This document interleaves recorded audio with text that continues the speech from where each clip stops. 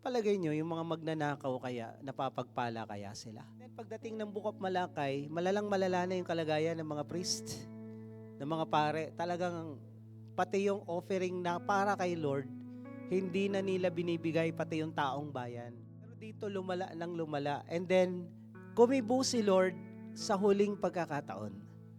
Bago siya manahimik ng 400 years, sabi niya, pwede nyo bang nakawan ang Diyos? Dahil nabasa natin dito, pwede. Pero sila, nag-isip paano natin nanakawan ng Diyos?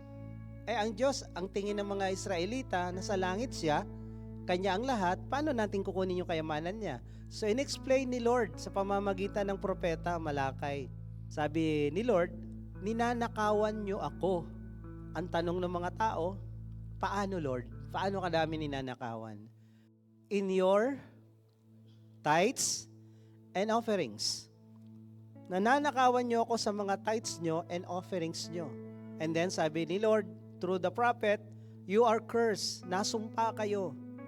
Curse with a curse for you are robbing me. Palagay nyo, yung mga magnanakaw kaya, napapagpala kaya sila? Ang magnanakaw, kailanman hindi mapapagpala. May hangganan ang lahat. Amen?